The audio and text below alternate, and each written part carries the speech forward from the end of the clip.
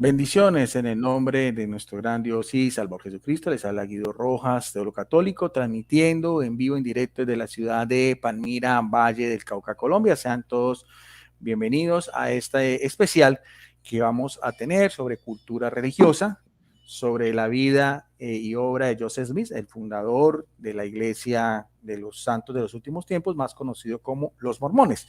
Y esta vez tenemos a un invitado, un amigo nuevo, especial, el señor Santiago Lázaro, que vive en España, que gentilmente pues nos hemos comunicado y ha querido también, siendo él un miembro activo de esta iglesia, hablar un poco al respecto para que nosotros también nos podamos ilustrar y conocer. A veces, Santiago, veo que entre las iglesias a veces hay muchas riñas, muchas divisiones, pero ni siquiera sabemos qué es realmente lo que piensa el otro, ni siquiera sabemos por qué. De hecho, coloqué esta mañana en el Facebook una publicación de visita de los líderes de tu iglesia al Papa Francisco, y bueno, yo le dije, es un gesto de amistoso, como no sé, pues algunos que fue ecumenismo, que ya se está formando la gran religión, que falsos, bueno, eso hay de todo. Pero bueno, antes de empezar y mientras la gente va llegando, vamos a darle entonces la bienvenida a nuestro amigo Santiago Lázaro, que reside en España. En este momento tiene una hora de diferencia un poco más que la nosotros. Aquí son las 3 de la tarde, ya son las 10 de la noche, para que él se nos presente y nos diga algo acerca de... Adelante, Santiago, bendiciones, bienvenido. Muy bien, pues muchísimas gracias. Es un placer y un privilegio estar aquí en tu canal. Te agradezco tu invitación. Bueno, me llamo Santiago Lázaro, soy natural de Valencia, aquí en España, aunque ahora vivo en Guadalajara, España, no Jalisco, la original. Y soy miembro de la Iglesia de Jesucristo de los Santos de los Últimos Días desde el año 1976 y por lo tanto llevo ya 45 años como miembro de la Iglesia. La Iglesia somos todos los sacerdotes, no somos profesionales, dijéramos, somos todo un sacerdocio laico y por lo tanto nos desempeñamos en diferentes cargos y funciones en la Iglesia.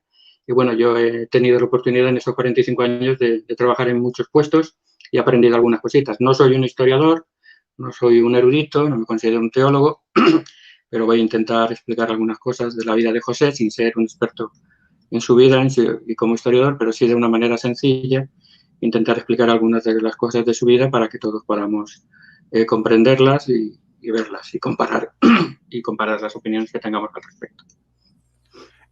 Santiago, cuando me dices que 45 años como miembro de la iglesia de la Iglesia de los Santos de los Últimos Días, tú naciste en un hogar católico, o sea, ¿cómo fue entonces Bueno, yo nací en España como católico porque no había otra alternativa, básicamente. En España, en los años 60, yo nací en 1961, pues no había otra opción que ser católico. Todos éramos católicos por ley, además, porque el Estado español, perdón, era un Estado confesional. Entonces yo nací como católico, mis padres todos éramos católicos, pero para ser sincero, pues mis padres no eran muy religiosos, por no decir nada religiosos. Y bueno, solo fui a la iglesia pues cuando me bautizaron, cuando tuve la comunión y alguna boda que otra, ¿no? Pero realmente no tenía ninguna, educación y cultura cristiana católica, claro, la tengo, ¿no? Pero no una devoción por el catolicismo, porque no, ni me lo enseñaron, ni tuve yo tampoco ningún deseo hasta que conocí la iglesia y entonces me empecé a interesar por temas espirituales, ¿no? Antes no, antes pues era un joven inquieto que me gustaba mucho estudiar, pero que era más bien científico y evolucionista que cualquier otra cosa, ¿no? Claro. Hasta que no conocí la iglesia no empecé a preocuparme de temas espirituales. ¿Y qué te llamó la atención de los que son llamados comúnmente, pues vamos a abreviar un poco, los mormones? ¿Qué te llamó la atención de los mormones? Me imagino que eras joven cuando eso. Sí, 14 años tenía. ¿Qué 14 años. ¿Qué me atrajo? Bueno, ellos, las misioneras iban tocando puertas, tocaron la puerta de mi hermana. Mi hermana sí que era muy católica, muy... ¿cómo se dice? Muy devota, muy cumplidora con todo, y ella se quedó impresionada por el espíritu que llevaban, ¿no? Ella me dijo muy claramente, tienen algo especial, son diferentes a todo lo demás que yo he visto. Y yo con 14 años y creyéndome el gallito del corral, dije, no, tranquila, la próxima vez voy yo y ya averiguamos. Bueno, pues a mí también, sin saber por qué, porque yo, ya te digo, no tenía formación religiosa, pues me impresionaron su forma de hablar, su espíritu, su sencillez, su amabilidad.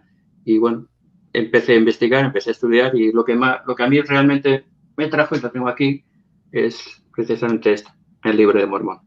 Nos llaman mormones precisamente porque creemos en el Libro de Mormón, que es la palabra de Dios. Y al leer sus primeras páginas pude sentir el Espíritu Santo por primera vez en mi vida, y sentí con una fuerza y una claridad que no se pueden expresar ni se pueden explicar, que era un libro verdadero. Y por lo tanto, siendo un libro verdadero, lo que se explicaba tenía que ser verdadero. Y seguí orando, investigando y pidiendo ayuda al Señor, y puedo testificar que recibí la respuesta del Señor de que esta era su iglesia, que había restaurado en estos últimos días, que José Smith era un profeta, que tenemos hoy en día también profetas vivientes. Actualmente es el presidente Nelson, que tiene 96 años y parece que tenga 70. Tú lo ves y dices, este no tiene esa edad. Es un gran cardiólogo.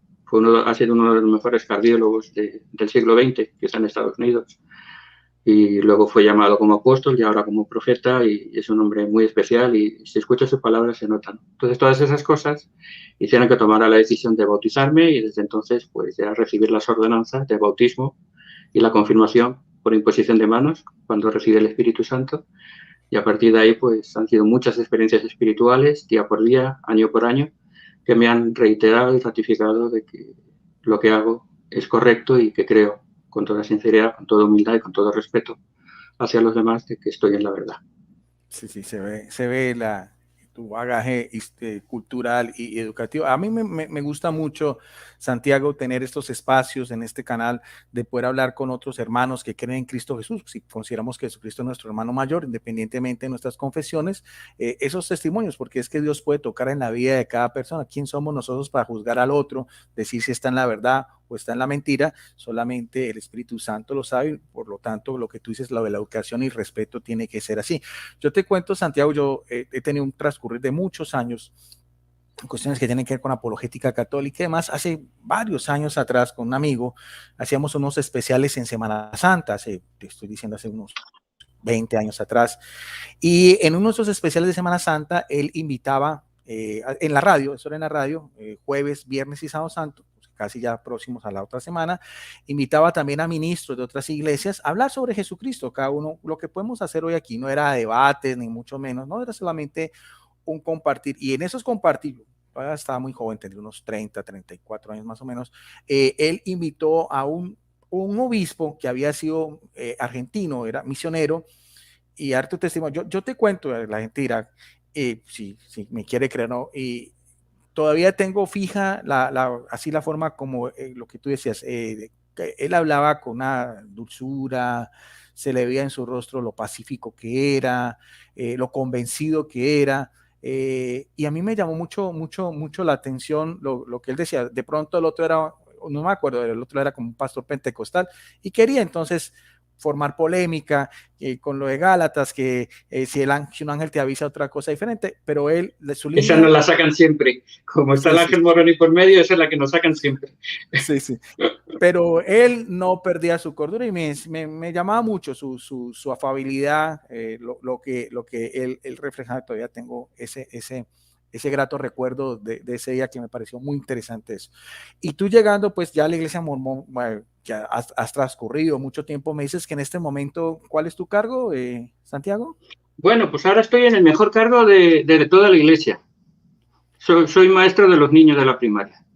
Y creo que es lo más sencillo y lo más bonito que he tenido después de ser presidente de rama, que es como obispo en nuestra iglesia, en 2 ocasiones, consejero durante muchísimos años, secretario, maestro. Me encanta dar clases, por eso quizá, aunque tenga miedo, me da siempre apuro, pero bueno, me lanzo y me encanta hablar y hablar y hablar. He sido maestro de seminario, que son clases para los jóvenes fuera del horario dominical. He sido más de 20 años maestro. Dábamos clases a las 7 de la mañana aquí en mi barrio. Durante 17 años, todas las mañanas a las 7 de la mañana dábamos una clase de religión, estudiando las Escrituras, el Antiguo Testamento un año, luego el Nuevo Testamento, luego el Libro de Mormón y luego la historia de la Iglesia. Así hacíamos cursos de 4 años y enseñábamos a los jóvenes para que se prepararan para la vida adulta con una buena base religiosa, ¿no? Entonces, ya te he dicho, he sido muchísimos llamamientos y sobre todo me encanta enseñar. Y ahora enseñando a los niños, pues es algo muy gozoso poder coger a los niños. Enseñamos además mi mujer y yo juntos, damos la clase entre mi mujer y yo y enseñamos a los niños de 7 a 11 años y es un privilegio poder enseñar a almas tan puras. Claro. Entonces, tu familia, todos pertenecen a la iglesia de los mormones, o sea. Casi todos, no todos, pero sí, en general sí. Mis hijos sí, mis nietos, mi madre lo fue, mi padre no. Murió antes de ser mismo y mi madre se bautizó, y luego mi hermana y su familia también, y tengo otro hermano que nunca fue miembro y no está muy interesado en religión, la verdad. Bien, listo. Entonces ya conociendo un poco tu vida y todo, quisiéramos que en más o menos una hora, más o menos, 1 hora 10, 1 hora 20, hablar un poquitico sobre el fundador de tu iglesia, sobre el carisma de José Smith en ese ambiente de respeto y educación. Yo te contaba que en casi hace más o menos un año me contactó también una excelente persona, un amigo, Víctor Ayala. Él es también de la iglesia tuya de los mormones. Él vive en Guayaquil, en Ecuador, y él me propuso y dice, no, claro que sí. Hicimos 2 especiales sobre la vida de José Smith y uno tercero que me gustó mucho, que tiene que ver pues con los primeros habitantes que llegaron a América, bueno, todo lo que tú conoces pues, y que tiene que ver también con la iglesia de los mormones, y de hecho inclusive que era con unos estratos de un arqueólogo también, un reconocido que creo que había sido militar y que también era arqueólogo y que pertenecía a la iglesia de tu denominación, y mostraba pues unas excavaciones, una cantidad de series de jeroglíficos y todo, sobre todo con la cultura azteca y demás. Hasta ahí más o menos quedamos. Pero vamos entonces otra vez a aprovechar tu oportunidad para gente que no sepa, como digo yo, a manera de cultura religiosa. Esto no es un debate ni es un juzgar a los otros, no, simplemente para conocer, en este caso, alguien que tiene que ser para ti, alguien muy especial, que es, aquí tenemos, vamos a mostrarlo, que es José Smith. Si quieres, Santiago, ¿nos puedes hablar otra vez un recuento breve de dónde nació, su familia en sí?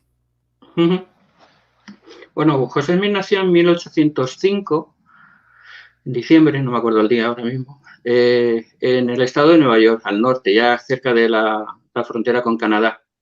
Él se crió como granjero. Él apenas tuvo 2 o 3 años de instrucción regular y toda la vida pues vivió ayudando en la granja de los padres. Sus padres eran muy religiosos, aunque no pertenecían, el padre no le gustaba mucho pertenecer a una religión concreta, su madre sí, y asistían de vez en cuando a las reuniones. Era una zona lógicamente protestante, la zona de protestantes, de diferentes denominaciones protestantes, y él creció en ese ambiente, un ambiente bastante puritano, por decirlo de alguna manera, porque es la zona un poco de los puritanos, con una moral muy elevada, pero con bastantes disensiones. Cuando él ya fue creciendo, a la edad de 14 años, 13, 14 años, justo en esa zona se produjo lo que se llama el segundo gran despertar, es un hecho histórico, ¿no? En el cual hubo un gran fervor religioso y diferentes denominaciones religiosas protestantes pues empezaron a predicar de una forma muy efusiva y a querer convertir a su denominación a todas las personas, ¿no? Entonces él estaba confundido porque, claro, veía cómo los diferentes grupos religiosos discutían y utilizaban la misma Biblia, los mismos versículos, pero los interpretaban de forma completamente diferente, ¿no? Entonces él decía, y como un joven como yo, sin experiencia, sin educación secular, puedo llegar a distinguir cuál tiene la razón y cuál no tiene la razón, ¿no? Entonces, en esa... Santiago, vamos por partes, sí. Cuando tú me hablas de ese avivamiento espiritual, ¿estamos hablando de movimientos bautistas o qué denominación más o menos era? Sí, en general eran protestantes, bautistas, metodistas, presbiterianos, eran los que más activos eran. Sí. ¿Y de qué parte de Estados Unidos estamos hablando? ¿De Nueva York, donde él vivía? Al norte del estado de Nueva York, tocando ya cerca de Canadá, la frontera casi con Canadá. O sea, ese era donde estaba su granja, su familia, y donde él empieza a ver todas estas cosas. Bueno, se trasladaron un par de veces, pero vamos, por la misma zona. Ya. Por la misma zona. Pero entonces, sí, se traslada. Claro. Entonces, en ese mismo ambiente en que él está viviendo, ¿pasa este acontecimiento, Santiago? Exacto, sí. Él estaba confundido, como he dicho, no sabía qué hacer, entonces leyendo un día la Biblia, en Santiago capítulo 1, versículo 5, que dice: el que tenga falta de sabiduría, pídala a Dios, el cual da abundantemente y sin reproche y le será dada, pero pida con fe. Entonces dice que ese versículo penetró en su corazón con una fuerza tan grande que sintió que eso era lo que tenía que hacer, que la única manera de conocer la verdad era preguntando a Dios. Entonces se retiró una mañana a un bosque cercano a su casa a orar para preguntarle al Señor cuál era la verdad, y entonces dice que vio una columna de luz más brillante que el sol arriba de su cabeza, y esa luz gradualmente descendió hasta descansar sobre él, y en esa luz vio dos personajes, dice, cuyo fulgor y gloria no admiten descripción. Uno de ellos, señalando al otro, como pone en la lámina, le dijo: José, este es mi hijo amado, escúchalo. Entonces él tuvo esta visión del Padre Celestial y de su Hijo Jesucristo, y le dijeron que todas las iglesias estaban en error, que se habían alejado del evangelio primitivo de Cristo, y que si él era fiel, por medio de él sería restaurada la plenitud del evangelio, y de nuevo se volvería a tener el evangelio que Cristo enseñó cuando estuvo en la tierra, el evangelio primitivo. Eso es algo que aunque suene un poco fantástico, es lo que siempre es el modelo bíblico, ¿no? El Señor siempre se ha revelado a sus profetas y les ha dado instrucciones para que reformaran, para que restauraran o para que corrigieran algo, ¿no? Y yo creo que todos los cristianos siempre quieren volver al cristianismo primitivo. Eso siempre se ha dicho, ¿no? Siempre se quiere volver porque se reconoce que han habido un alejamiento, ¿no? Entonces, de alguna manera, esto vendría a corroborar todo ese sentimiento, ¿no? Y José fue testigo de lujo, ¿no? Estas cosas. Él aprendió, por ejemplo, que la Trinidad no son un solo personaje con tres manifestaciones, sino que son dos. En este caso vio dos personajes diferentes y separados. Por eso nosotros somos trinitarios, pero no trinitarios clásicos, sino tenemos esta otra visión de la Trinidad. Sí, de la parte doctrinal, Santiago, me gustaría después invitarte para que solamente toquemos hoy la parte histórica para no atiborrar a la gente. Sí.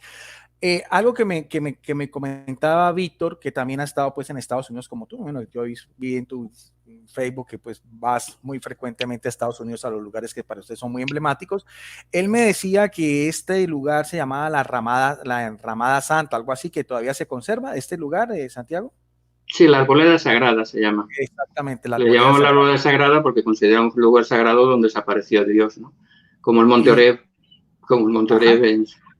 y ahí la iglesia lo compró años después, es la arboleda que estaba en lo de la granja de José. La granja también se ha comprado, se ha restaurado, y esto es lo que llamamos sitios históricos. Todos los sitios históricos que la iglesia ha podido comprar, los ha restaurado, los hace como centro de visitantes, o sea que cualquier persona puede ir y se le cuenta la historia de la iglesia en el sitio que pasó originalmente. Se han restaurado pueblos, se han restaurado granjas, se han restaurado tiendas en las ciudades históricas de la historia de la iglesia.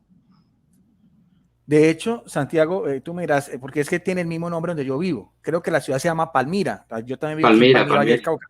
¿Es la misma ciudad? Sí, Palmira. Bueno. Palmira, Nueva York, exacto. Es uno de los pueblos. Él creo que nació en Manchester, luego se trasladaron a Harmony y luego a Palmira, y ahí en Palmira es donde recibe esa primera versión, exacta.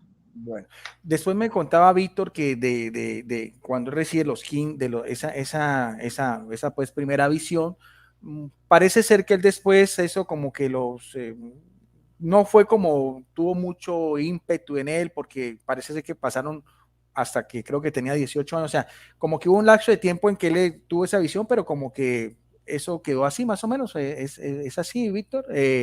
Perdón, Santiago. No, lo que pasó es que, dijéramos, no, las cosas, como dice el Evangelio con Cristo, se hacen poco a poco, gracia por gracia. Las cosas no se pueden hacer de una manera rápida, porque si no, yo entiendo que no pueden salir bien. Entonces, después de esta primera visión, él no tuvo ninguna manifestación hasta 3 años después, hasta 1823. Exactamente.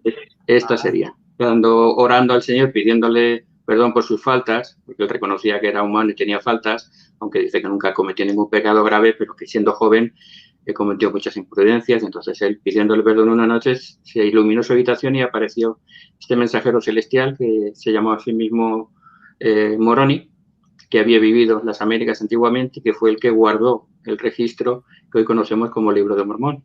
Por lo tanto, era el custodio de estos anales, y le dijo precisamente esto, que cerca de donde él estaba, él 1400 años aproximadamente antes, había escondido unas planchas doradas, metálicas, que contenían la historia de un pueblo antiguo que había venido desde Jerusalén y que había crecido en las Américas, y que este pueblo, como pueblo israelita y descendiente de Israel, tenía profetas, y que estos profetas también habían escrito su historia, sus revelaciones y sus predicaciones, y las habían quedado registradas en diferentes libros que luego el profeta mormón, que era padre justo de Moroni, resumió, compiló en un solo libro que se llamó el Libro de Mormón. Entonces, todos los registros de más de 1000 años, el mormón, en los últimos años de su vida antes de morir, los recopiló en un solo tomo de escrituras, escrito en planchas metálicas, y eso fue lo que Moroni, su hijo, luego custodió y enterró para que pudiera ser restaurado en estos últimos días. Entonces, aquí Moroni le está diciendo a José que su primera misión es conseguir estas planchas y traducirlas para publicarlas y que el mundo conozca la historia de esta rama del pueblo de Israel que vivió en América y que formaron una cultura aquí y que tuvieron profetas. Y que esta es otro testimonio de Cristo, porque el Libro de Mormón es otro testamento de Jesucristo. Bien. Tampoco se le dieron las planchas en ese momento, sino que esto fue el 21 de septiembre de 1823, y cada 21 de septiembre del 24, del 25 y del 26 se le aparecía el ángel, le daba más instrucciones, y al año siguiente, en 1827, ya con casi 18 años, es cuando puede obtener las planchas, las recibe para poderlas traducir. Bueno, listo. Vamos a ir por partes, sí, Santiago, listo. En todo este proceso de los 15 años que tiene la primera aparición a los 14, a esta que tiene ya 18, en la primera, como dices tú, fue ¿quién? El padre y el hijo, ¿no? Y en esta ya el ángel Moroni. ¿Qué papel jugó la familia? ¿Le creyeron o pensaron que estaba viendo visiones? ¿Qué pasó con su entorno familiar, con José Smith en ese periodo? Pues en su entorno familiar sí que le creyeron, aceptaron, le dijeron que si Dios se le había revelado, que siguiera fiel a lo que le habían dicho, que hiciera caso de todo lo que le habían dicho, y le apoyaron en todo. No fue así con su entorno más próximo, porque también fue a hablar con un pastor, no me acuerdo si era metodista o presbiteriano, que era de su confianza, y le contó la visión, y poco menos que se burló de él y le dijo que eran cosas del demonio y que se arrepintiera o que sería condenado, ¿no? Entonces, a partir de ahí se empezaron a burlar, le llamaban el visionario, le llamaban cualquier cosa, y sufrió bastante vituperio y persecución por decir que había visto una visión. Y él dice, pues yo le he visto, ¿qué culpa tengo yo?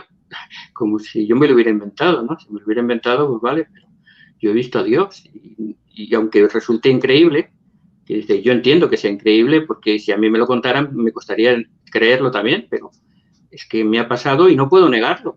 Entonces, si el Señor se me ha manifestado, yo tengo que decirlo, porque no puedo estar callado, y aunque se burlen de mí, pues tengo que hablarlo. Bueno, y entonces después de eso seguiría esto que nos está diciendo. O sea, primero el ángel le hace todo este pues recorrido pues histórico, pero después ese mismo ángel ya le da las planchas a José Smith, que es lo que estamos viendo en esta lámina. Exacto. Ahí ya tendrá 21 o 22 años, ya es 1827, y es cuando ya le entregan las planchas. Estaban enterradas en la tierra con una piedra encima, había una caja de piedra, y en esa caja estaba depositadas las planchas y algunos otros objetos antiguos. ¿Ese lugar también se conserva, Santiago? Sí, ese es el cerro de Cumora, que está cerquita, pero el agujero no sabemos dónde estaba, pero vamos, el cerro sí está muy cerquita también de Palmira. Ya. Él la recibe originalmente, él solo recibe esas planchas, él solo las recibe. Ya, bueno, y entonces, ¿cómo hace él porque la otra leyendo yo un libro que tiene que ver con los mormones, decía que estaba en un lenguaje que creo que era egipcio reformado, algo así, tú me dirás, y que él tenía unos lentes especiales con los cuales podía ver esos jeroglíficos? ¿Cómo es así más o menos o no? Sí, dentro de la caja de piedra había lo que se llama una especie de lentes que estaban cogidos a un pectoral, que es lo que se llamaba Urim y Tumim, que está en la Biblia, aparece como piedras videntes, como piedras de traducción, que usaban los profetas antiguamente para traducir, porque él no tenía ni idea, él apenas llevaba 2 o 3 años de instrucción, él apenas le costaba hasta escribir bien su nombre, ¿no? Como decía, porque hay una anécdota muy graciosa que la primera que le ayudó a escribir la traducción, cuando él empieza a traducir, es su esposa Emma, ¿no? Su esposa Emma sí que era maestra de escuela y estaba bastante más ducha en historia y en conocimientos seculares, ¿no? Y entonces estando traduciendo, dice, las murallas de Jerusalén, y dice José, dice, Emma, ¿en Jerusalén había murallas? O sea, que la propia Emma se reía, ¿no? De la poca preparación que tenía. Entonces, lo que está claro es que él no tenía ninguna preparación filosófica ni teórica para poder traducir, además un lenguaje que, como tú dices, era completamente desconocido.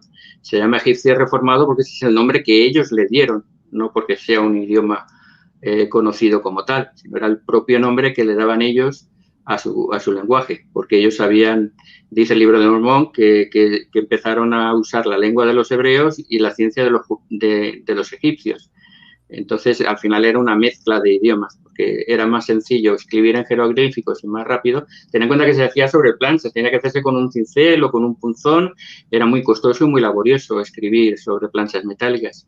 Entonces, para abreviar espacio usaban unas abreviaturas que eran egipcias, ¿no? Que luego, históricamente, eso ya sería otro tema, pero se han encontrado, porque muchos decían, no, es imposible que haya algo que pueda denominarse egipcio reformado. Pues en Tel Arab, en 1962, se encontraron vasijas, ostracones, trozos de vasija con escritura, mezcla de hebreo con egipcio, que podría perfectamente ser lo que se denomina un egipcio reformado. Eso de pronto también sería otro tema. Otro tema. Sí, sí, pero sí, la historia que me encanta. A mí, la arqueología y la historia es mi debilidad. O sea que de eso, sí. Cuando quieras, podemos hablar. Sí, pero quisiera más un poquitico, Santiago, si nos podemos solamente desde el punto de vista histórico. Yo sé que para hablar de ti, pues es tu religión y todo, te vas a apasionar, pero quisiera primero el contexto histórico y después, con mucho gusto, después más adelante podemos hacer otros especiales para ir un poquitico a la cuestión doctrinal. Ahora, lo que me estás dando a entender es que cuando él empieza a tener esas apariciones siendo un joven, él ya se había casado, o sea, me hablas de la esposa de Emma, él tenía la esposa, sí, se había casado creo que un año antes, con 21 años, 21 años se casó, y aquí ya tiene 22 cuando recibe las planchas, sí. Sí, pero ella iba llevando por escrito, por así decirlo, como así decirlo, la autobiografía, o sea, lo que él iba contando, ella lo iba escribiendo. Él iba leyendo de las planchas y iba traduciendo, iba leyendo en inglés, claro. Eran unos símbolos irreconocibles para él, pero por medio del Urim y Tumim, él podía interpretar estas lenguas.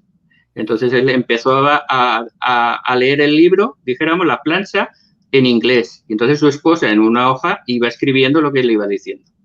O sea, él se lleva su libro a su casa, o sea, su esposa también vio ese libro. Emma, ella también. No, lo tenía un poco escondido, no porque no lo autorizaban que lo enseñara a nadie hasta que no le dijeran, hasta que no le dieran permiso. Entonces, en principio no lo vio. Entonces, ¿cómo hizo eso? O sea, estaba detrás de una cortina. Sí, tenía una cortinita o las planchas las tapaba con un mantelito y las destapaba un poquito para leer y ella al otro lado de la mesa pues escribía sin ver las planchas. Claro, pero entonces él guardaba ese libro en su casa. ¿Era su casa donde él guardaba ese libro? Bueno, en principio sí, pero tuvo muchos problemas porque se corrió la voz de que tenía el libro de oro que llamaban y se lo quisieron robar en múltiples ocasiones. Entonces tenía que esconderlo a veces. Una vez hasta le persiguieron con el libro para robárselo y tuvo que correr para poderlo salvar y lo guardaba en el granero, lo escondía bajo tierra donde podía, porque le entraron varias veces a intentar robárselo. Bueno, y avanzando un poquitico más, ¿quién es este personaje, Santiago, que aparece ya con él también ahí ya como si fuera su escriba? Exacto, este ya sería Oliver Cowdery, que es el que escribió la mayor parte del libro, conforme lo traducía José, después de Emma, y yo creo que también hasta otra persona estuvo también escribiendo un poquito, pero Oliver Cowdery fue el que llevó el peso de la traducción del libro de Mormón y fue prácticamente el que escribió todo, el manuscrito, lo que se llama el manuscrito de la traducción. Hay dos manuscritos, el de la traducción y luego el del impresor, el que se llevaba a la imprenta para hacer el libro, para imprimirlo. Claro, Víctor me contaba que muchos de estos manuscritos todavía se conservan en un museo, pero que otros se perdieron. Sí, sí, claro. A través de los años y de las persecuciones se han perdido muchas páginas, pero creo que hay un 60 o 70% de las páginas del manuscrito original que se conservan en el Museo de la Historia de la Iglesia, sí. Ya, y eso, ¿tú has podido verlo? No, Eso esas no. no las he visto yo, no, no. Ah, pero no están para el público. Yo no las he visto, sé que están ahí, pero supongo que, no lo sé, yo no las he visto, desde luego, no te puedo decir. Sé que están guardadas en el museo, pero yo cuando fui, la verdad es que no la vi, la verdad es que no, tenía que haber preguntado, porque no he ido tantas veces como quisiera, ¿eh? Y tengo una hija que vive allí, por eso voy a menudo a la fuerza a ver a mis nietos. Ya. Entonces, por así decirlo, este señor Oliver es, por así decirlo, como el primer discípulo o el primer compañero oficial de José Smith. Podríamos decir que sí, porque participó en varias misiones con él también y fue el segundo elder de la iglesia, el segundo anciano de la iglesia, dijéramos, y testificó de todo lo que hacía José, era como un segundo testigo de toda la obra de la restauración, sí. Y era también un granjero, era una persona que vivía cerca con él, o sea, tenían No, algún... él era un maestro de escuela también, era maestro de escuela y conoció de la historia de él, se interesó, oró al Señor y el Señor le reveló de que era una historia y un libro verdadero y vino a conocer a José, se ofreció a él y se ofreció a ayudarle en todo lo que pudiera y José, pues lógicamente, bienvenido sea porque tenía muchas limitaciones en su vida, no tenía que trabajar para poder comer, era bastante pobre y recibir esta ayuda fue para él un gran alivio. Y Santiago, discúlpame, voy a hacer algo como de abogado del diablo, dependiendo de esta Lo que lámina. ¿Por qué en quieras, esa... Guido. Sí, no, pero con el mayor respeto y educación. Pero ¿por qué en esa lámina no aparecen los lentes que tú nos estás diciendo? Porque es un cuadro. Los cuadros son interpretación libre Sí, del pero pintor. es, Hay otro cuadro que aparece en las gafas, hay otro cuadro que aparece en la cortinita, que en este caso no aparece nada.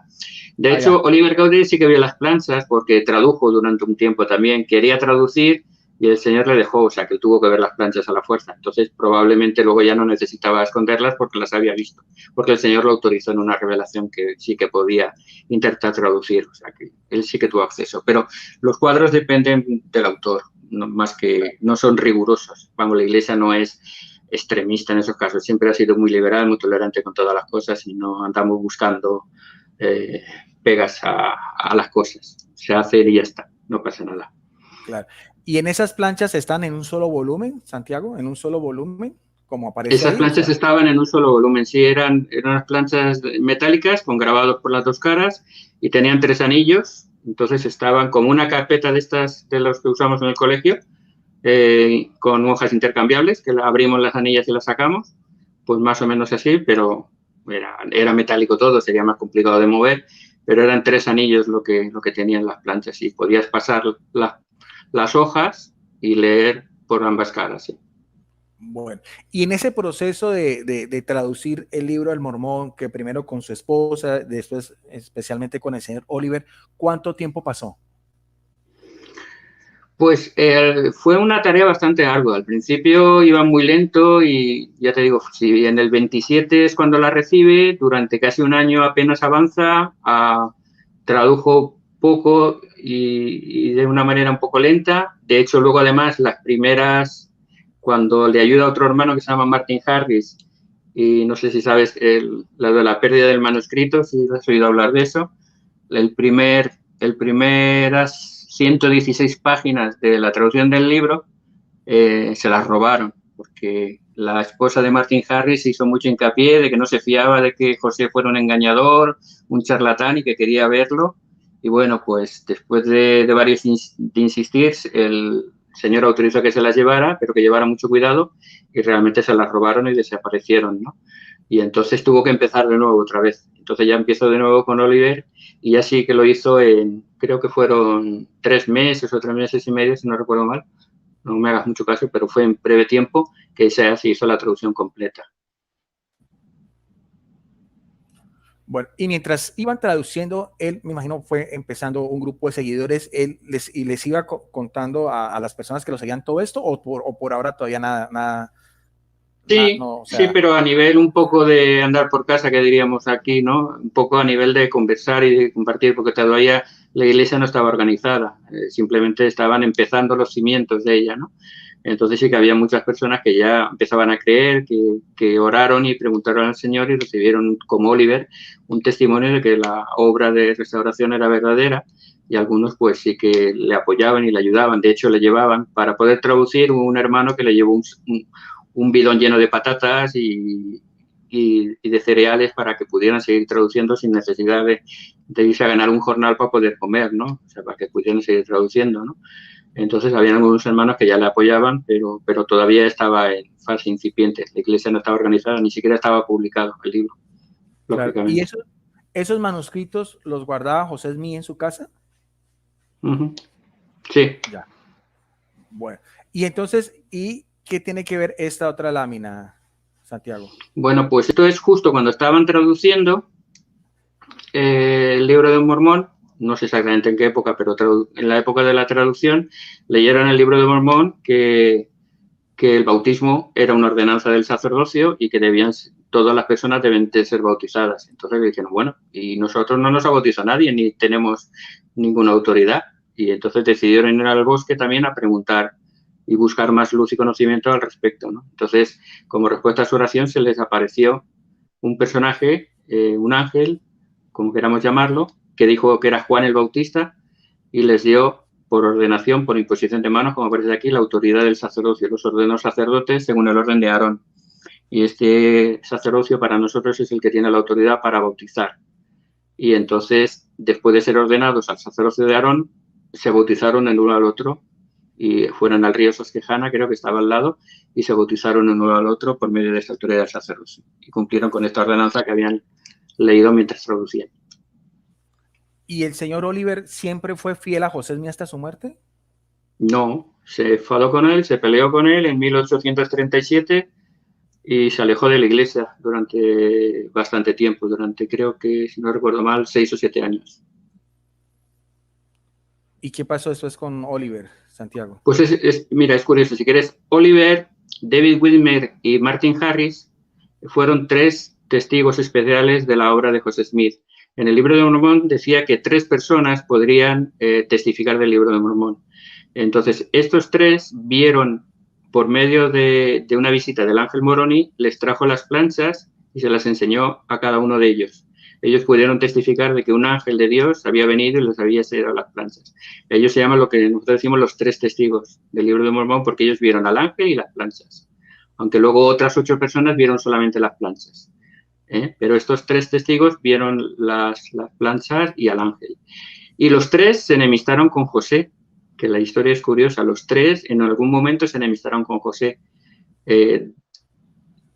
Oliver Cowdery en 1837, una época muy triste para la iglesia, una época difícil, que hubo muchísima apostasía, casi la mitad de los miembros se alejaron de la iglesia por problemas, que si quieres luego te los cuento, problemas que vieron, se enojaron con José, se alejaron de la iglesia, y Martin Harris volvió al poco, Oliver Cowdery volvió en 1848, por ahí creo, pero murió antes de llegar a Utah. Martin Harris sí que fue hasta Utah y se estableció allí, murió de viejo en Salt Lake City.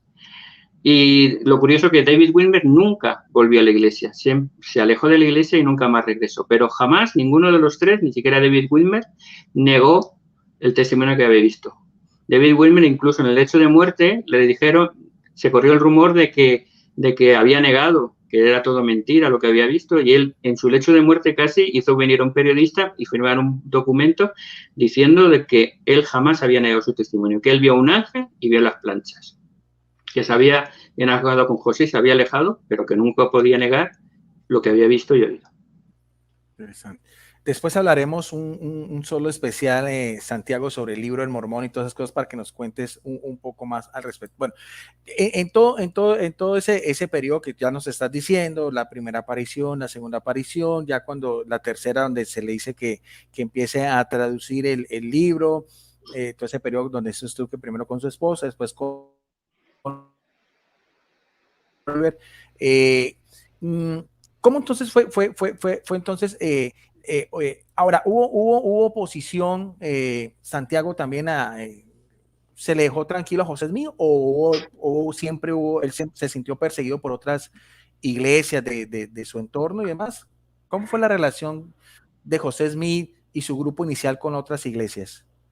Pues en principio, José y la iglesia nunca atacó ni combatió ni contendió con ninguna iglesia, jamás. Nosotros somos muy respetuosos, tú ya lo sabes, y cualquiera lo puede decir, que jamás hablamos mal de ninguna otra iglesia, jamás tenemos el principio de que como cristianos no debemos contender ni pelear con nadie. Y consideramos a todos nuestros hermanos que son hermanos en Cristo y por lo tanto, si amamos a nuestros hermanos, tenemos que respetar sus creencias. Por eso hay la foto de nuestro profeta Nelson con el Papa, que fue a visitarlo porque hicimos un templo en Roma, fueron a dedicarlo y se pidieron audiencia y fueron a visitarlo, les regaló una imagen del Christus que nosotros tenemos como imagen de la iglesia, como logo. El Christus de Thorvaldsen es una escultura que está en Copenhague, creo, y ese Cristo pues se lo regaló el presidente, el profeta se lo regaló al Papa, le dio una réplica de ese Cristo, ¿no? Que es un poco el representativo de la Iglesia de Jesucristo. Ahí está. Ahí está la visita. Y ahí está, sí. Mira, ¿lo ves el Cristo ahí justo? Sí, ahí, sí, ese Cristo es uno de los regalos que le hizo al Papa. Ese es el Cristo que utilizamos. Lo ha hecho hasta Lladró, no sé si conoces Lladró, que es una cerámica española de Valencia, de mi tierra, muy famosa. Está hecho ese Cristo en cerámica y es precioso, es un Cristo muy bonito, con los brazos abiertos y las manos con las señales de los clavos. Es un Cristo muy bonito y es el que usamos nosotros como logo de la iglesia ahora también, además. Y ese fue el que le hizo al Papa. Nosotros siempre... ¿Esa imagen de este Cristo tiene también que ver sus características con alguna visión de José Smith? No, ya te digo, es una escultura de la Catedral de Copenhague, creo recordar, hecha por Thorvaldsen, un escultor, y simplemente la iglesia le ha gustado mucho siempre y lo hemos usado. No tenemos ningún problema en usar imágenes o esculturas sin adorarlas ni reverenciarlas, pero sí tener imágenes cristianas. De hecho, no tengo ningún problema con la cruz tampoco, aunque no usamos la cruz. No tenemos costumbre de usar la cruz, pero no tenemos ningún problema con usarla como símbolo de Jesucristo, porque están las escrituras y tal, pero simplemente no es parte a lo mejor de nuestra costumbre, pero no tenemos ningún problema. Bien. No hay ningún problema. Bueno, a la pregunta que me decías, nosotros no hemos tenido problemas con ninguna iglesia, pero las demás iglesias sí que han tenido ese problema con nosotros. Sí. Y me comentabas algo muy interesante porque Santiago tienes, si quieres, antes de entrar en cámara, que tienes un libro, si quieres nos los puedes enseñar. ¿Qué referencia tiene ese libro? ¿Es histórico o donde tú estás sacando tus apuntes? Bueno, este es un resumen de las enseñanzas del profeta José Smith. No sé si se ve porque está muy viejito ya.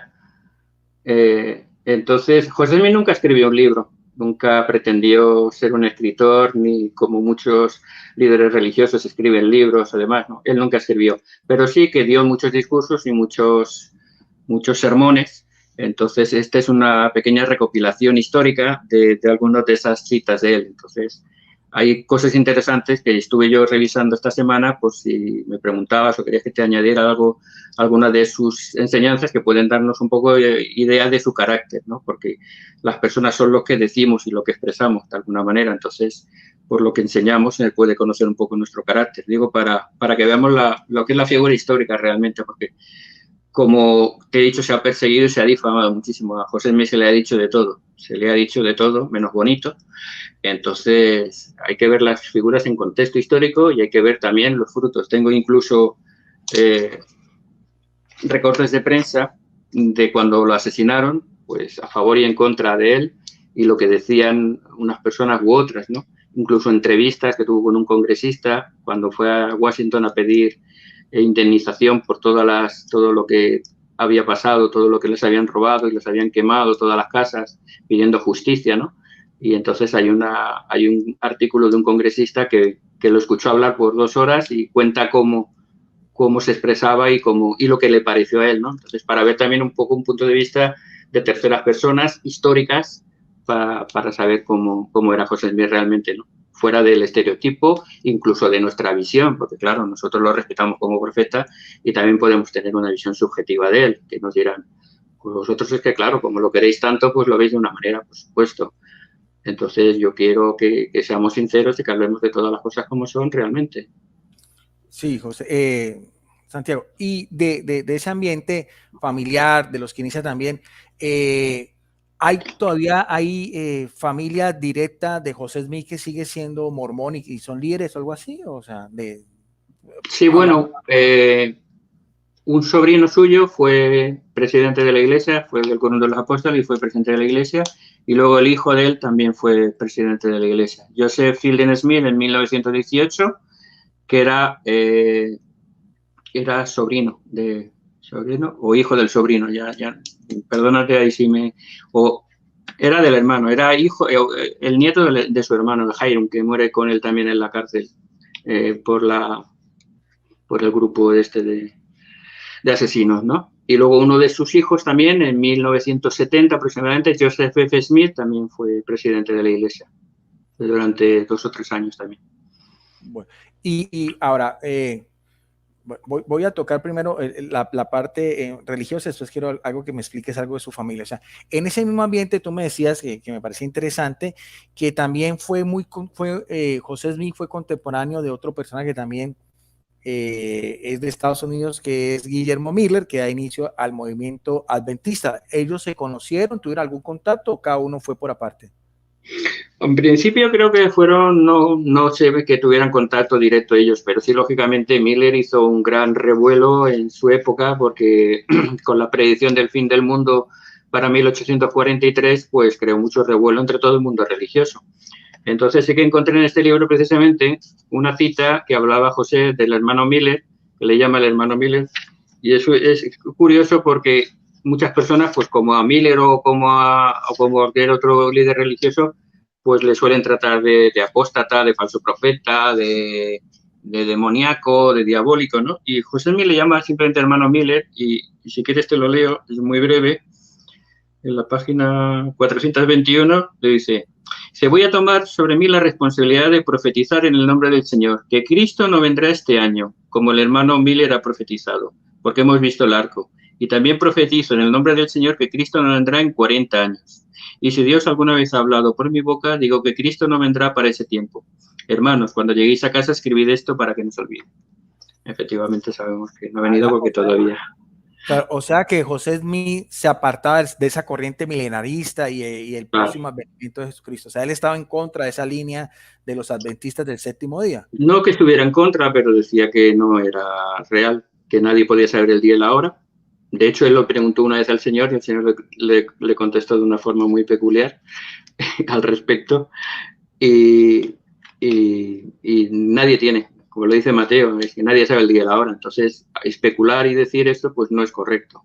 Ni siquiera, para mí personalmente, ni siquiera atreverse uno a predecir una fecha para mí sería como ofender a Dios, ¿no? Porque si él dice que nadie sabe el día y la hora y tú pretendes decirlo, estás como faltando al respeto a Dios, bajo mi punto de vista. En este caso, José pues dijo que él sí que era profeta, dice yo profetizo, y él era hombre, era débil, era humano, era imperfecto, pero era profeta también, que lo decía, dice yo no soy perfecto, dice aquí en otra cita, dice pero las revelaciones que recibo de Dios sí son perfectas. Y por eso dice, puedo profetizar que el hermano Miller se equivoca porque Cristo no va a venir. Este año ni siquiera en 40, porque eso fue otra revelación que recibí del Señor cuando él le preguntó. ¿Y esas asperezas con la iglesia adventista se mantienen o eso ya quedó en el pasado, Santiago? No, nosotros no hemos tenido asperezas con los adventistas, no existían todavía. De hecho, no eran adventistas todavía en aquella época. El adventismo son los seguidores de Miller los que crean el movimiento adventista. O sea, Miller era bautista y todo el movimiento de advenimiento, pero eran bautistas y de las demás denominaciones protestantes. No eran iglesia como tal, eran simplemente hermanos protestantes que creían en la predicción de Miller.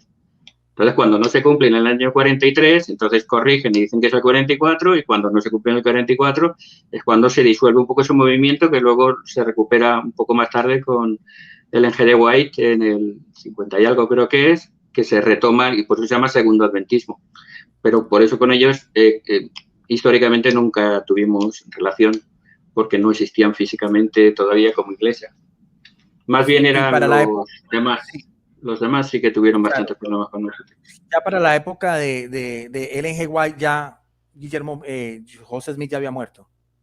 Sí, claro, murió en 1844 y Elena G. White ya de los 50. Bueno, estaba viva ya porque era seguidora de Miller, pero creo que era un adolescente en la época de Miller, me parece.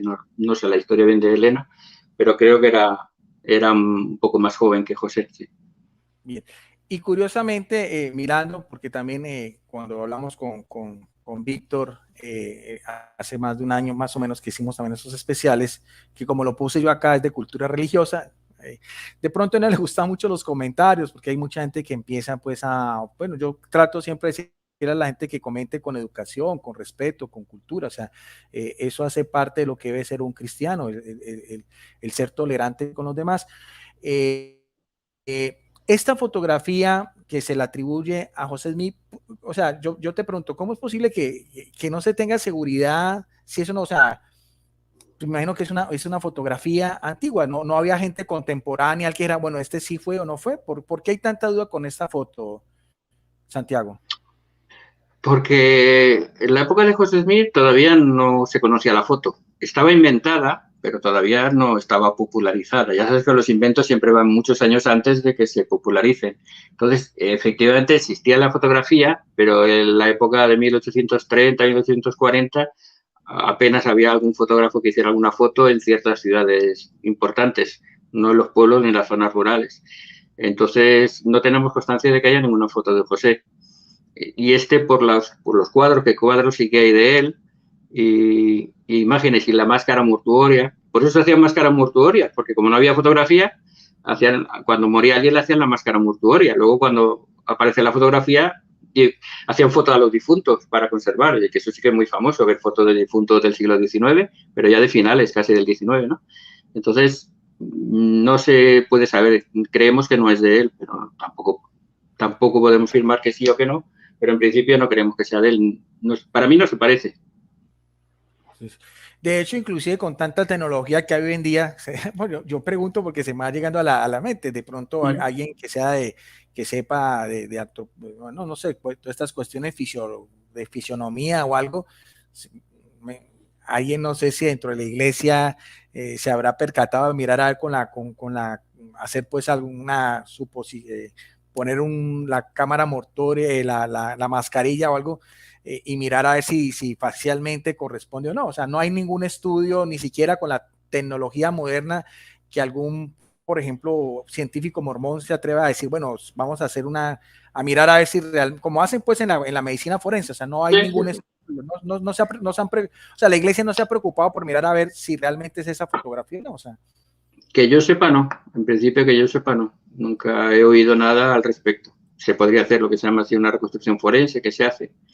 Pero esta imagen que tú ves creo que es, si no recuerdo mal, un daguerrotipo, que es una especie de imagen que toman de un cuadro y se plasma sobre una plancha metálica para hacer un negativo de foto.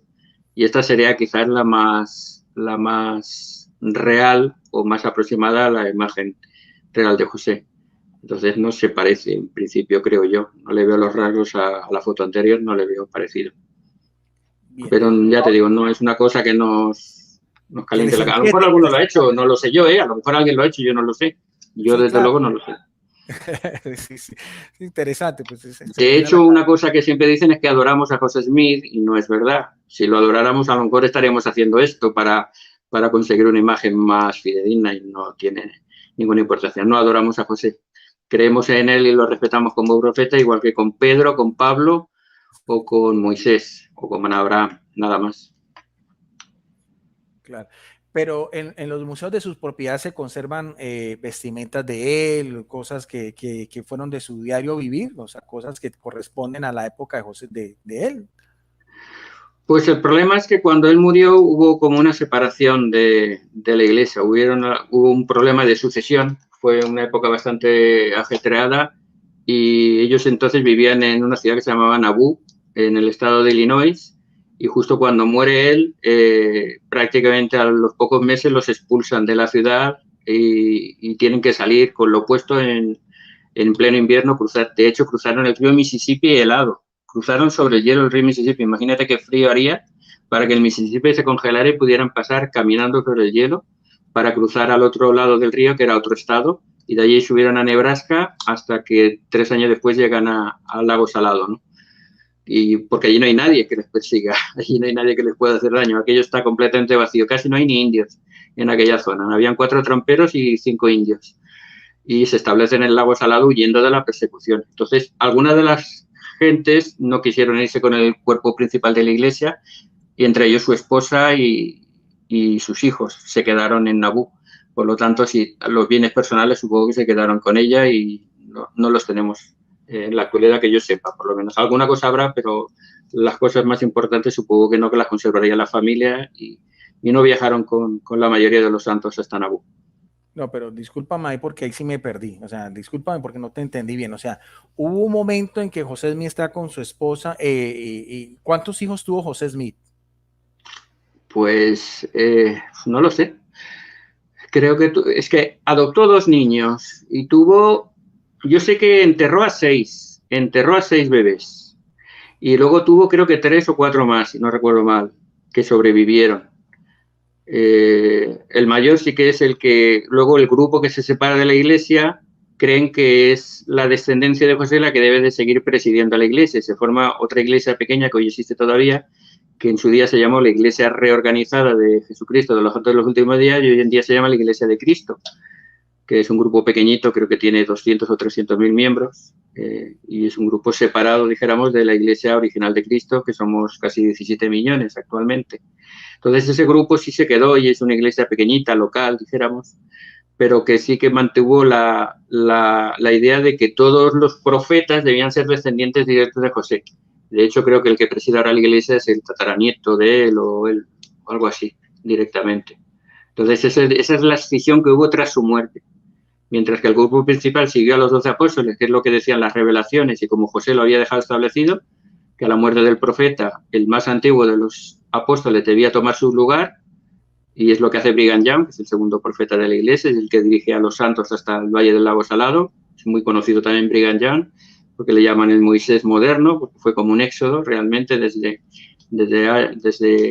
Illinois hasta el Lago Salado. Es una migración muy, muy larga, muy compleja, que se hizo en muchas etapas. No solo fue la primera vez, sino la primera vez fue el primer grupo, pero luego fueron yendo poco a poco todos los santos, y luego los conversos que venían de Europa también llegaban hasta el Lago Salado y allí se establecieron libres de persecución hasta ahora prácticamente, por lo menos, que ya no ha sido la persecución, porque ellos ten en cuenta que los expulsan de 2 veces del estado de Missouri y una vez del estado de Illinois. De hecho, no sé si sabes que era legal matar a un santo de los últimos días en el estado de Missouri. Hubo una orden de exterminio del gobernador de Missouri en 1838 que obligaba a todos los santos a marcharse o podían ser asesinados legalmente. Entonces, imagínate el tipo de persecución y el tipo de masacre que hicieron. Mataron a muchísima gente, quemaron sus casas, los tiraron a la calle, violaron a las mujeres y tuvieron que sufrir muchísimas penalidades. 2 veces en Missouri y una vez en Illinois. ¿Todavía en vida José Smith? Sí, eso en vida de José. Bueno, la de Illinois fue después de su muerte, pero la de Missouri en vida de José Smith. Sí. Claro. ¿Y el éxodo si es después? El éxodo es después, sí. Después de la muerte de José, al año siguiente empiezan a salir y en un par de años, primero se establecieron en Nebraska de forma provisional, ahí estuvieron 1 año, y luego ya al año siguiente, dijéramos, ya es la primera caravana que llega hasta el Valle del Lago Salado, y es cuando Brigham Young dice, este es el lugar, que José me había profetizado. José me dijo que hasta que no fueran a las montañas rocosas no encontrarían descanso, porque siempre los perseguían, siempre. Bueno, eso podemos hablarlo si quieres, pero hay una serie de circunstancias que causaban que fueran perseguidos, que nadie los quisiera, que todos los maltrataran de alguna manera, ¿no? Hasta asesinarlo a él, como los profetas de la antigüedad, como los apóstoles que fueron asesinados para intentar acallar su voz. Bueno, te voy a hacer unas preguntas para que me las contestes lo más conciso posible, porque está muy interesante ese tema. José Smith siguió recibiendo profecías, revelaciones y apariciones hasta su muerte. Sí. De hecho, hay un libro, bueno, aquí lo tengo, es que normalmente está en un triple. Aquí lo tengo en inglés, se llama Doctrina y Convenios, es un compendio de las revelaciones que recibió José Smith. tiene 137 capítulos o secciones y la mayoría son revelaciones que recibió José Smith. Cada vez que José Smith preguntaba algo, él no era un intérprete de la Biblia, él no es el típico religioso que coge la Biblia, interpreta a su manera y saca una doctrina diferente a la que estaba anteriormente. Por eso nosotros no se nos puede llamar secta, porque no nos separamos de ninguna iglesia. Nosotros somos una iglesia de nuevo cuño, restaurada por Jesucristo, y no somos una escisión o una separación de ninguna otra. Entonces, José, como primero era ignorante de muchas cosas secularmente hablando, pero luego era también muy humilde en cuanto a que él no quería hacer su voluntad. Entonces, cada vez que tenía alguna duda, le preguntaba a Dios. Y cada vez que el Señor le respondía, él lo escribía. Y eso se consideraba una revelación y escritura para nosotros. Para nosotros, este libro de Doctrina y Convenios es como el libro de uno, como la Biblia, la palabra de Dios. Es un libro maravilloso también. Tiene un lenguaje que no es un lenguaje humano posible y se puede leer y se puede interpretar. Entonces, todas esas revelaciones forman también parte del canon que nosotros aceptamos. Bien. Santiago, muy concreto. En todas esas apariciones, ¿me puedes decir, dar la lista de todas las personas que se le aparecieron a José Smith? O sea, está el ángel Moroni, el padre, o sea, el ángel Moroni, el padre y el hijo, Juan Bautista. ¿Hubo alguna otra aparición celestial? Sí, después de Juan el Bautista, después de Juan el Bautista, que le dio el sacerdocio menor, el sacerdocio de Aarón, se le aparecieron Pedro, Santiago y Juan y le dieron el sacerdocio de Melquisedec, el sacerdocio mayor. Los tres apóstoles originales de Jesucristo que tenían esta autoridad que recibieron de Jesucristo, como nos cuenta Mateo 10, por ejemplo, ellos mismos se aparecieron como seres resucitados y le dieron la autoridad del sacerdocio mayor para poder organizar la iglesia, que se organiza el 6 de abril, ha sido ahora hace poco nuestro aniversario, de 1830. Se organiza formalmente la iglesia con la autoridad del sacerdocio. Luego hubieron algunas otras manifestaciones celestiales, o sea, cuando él recibe una revelación no es que se le apareciera a alguien, es que el Señor le hablaba y él lo escribía, ¿vale? Entonces, otras manifestaciones que tengamos registradas es, por ejemplo, se construye un templo. Nosotros creemos que el templo es un lugar diferente a la iglesia. En la iglesia nos reunimos los domingos y el templo es un lugar especial donde hacemos ordenanzas especiales, ¿vale? Entonces se construye el primer templo en Kirtland y allí se reciben también unas manifestaciones. Allí, por ejemplo, se aparece Elías el profeta y Moisés, y cada uno le dieron las llaves de su dispensación, porque nosotros creemos que cada profeta en su época ha tenido lo que se llama una dispensación del Evangelio y han recibido unas llaves que son para ellos para siempre. Entonces, a la hora de restaurar el Evangelio, estos mismos seres celestiales, o espirituales o ángeles, como quiera llamarlos, se aparecieron y dieron las llaves de su poder y autoridad para que se pudieran hacer las ordenanzas del templo que nosotros efectuamos. En esa ocasión se apareció también el Señor Jesucristo y vieron al Señor Jesucristo. Oliver Cowdery, que estaba junto a José Smith, lo vieron precisamente a Jesucristo y luego a Elías el profeta y a Moisés, que cada uno le dio sus llaves correspondientes. O sea, y si no recuerdo mal, hasta ahí serían las que conocemos, las visiones, o sea, las manifestaciones divinas que conocemos. En todo el transcurso de su vida. Estamos hablando de cuántos años.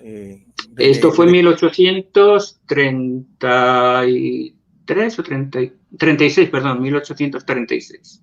Esta visión es en el templo de Kirtland. Cuando se termina el templo, pues se reciben estas revelaciones. Bueno, nosotros creemos... Sí, ¿en cuánto tiempo? O sea, desde los 14 años, ¿a qué edad muere José Smith?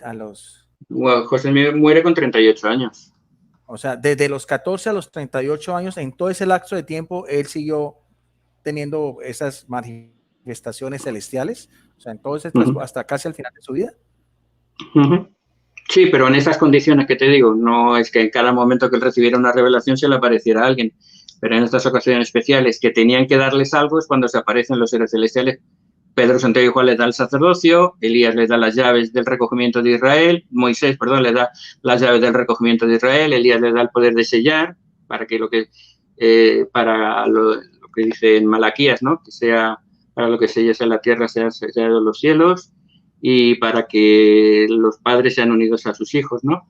Entonces, cada manifestación de este tipo lo que da es unas llaves y un poder que ellos tenían y que José tenía que tenerlo para tener la plenitud del Evangelio. Nosotros creemos que todas estas llaves que se habían perdido a causa de las diferentes pérdidas de la verdad que llamamos nosotros a través de los siglos, pues tenían que ser restauradas para que la Iglesia estuviera en su plenitud, si no le faltaría algo. Y en esas manifestaciones, aparte de Oliver, ¿hubo otros testigos que también las presenciaron? En estos casos que yo sé, de las que yo te he comentado, creo que no. Luego han tenido, sí, tuvo una visión muy hermosa que la vio con otra persona, con Sidney Rigdon, que fue una visión de los grados de gloria que llamamos nosotros, de los diferentes estados que vamos a tener en el futuro, los reinos que nosotros llamamos celestial, terrestre y celestial, que es lo que enseñaba Pablo en 1 Corintios 15 cuando habla de la gloria del sol, de la luna y de las estrellas. Pues nosotros creemos, no voy a entrar en doctrina, ¿vale? Perdona, creemos que el infierno no es como normalmente se ha hablado, sino que el Señor, que es un Dios amoroso, tiene preparado diferentes grados de gloria para todos sus hijos, pero no una condenación de fuego y de sufrimiento, sino una condenación en el sentido de que remordimiento de conciencia, ¿vale? Pero no en el sentido de estarse quemando eternamente. Sí, sí, pero Santiago, eso y esta visión la recibió en presencia de otros. Vio la visión con otra persona. ¿Con no, era Sidney Rigdon, era otro de los hermanos de la iglesia. Esa visión. Esa visión. Eso fue una visión de los grados de gloria. Ahí estaban viendo cosas, estaban viendo circunstancias y hechos, no estaban viendo a personas. Y él sí permaneció también fiel con José Smith, esta persona que me estás diciendo. No, Sidney Rigdon también se alejó de la iglesia. Hay muchos que se alejaron de la iglesia. Sí. Claro.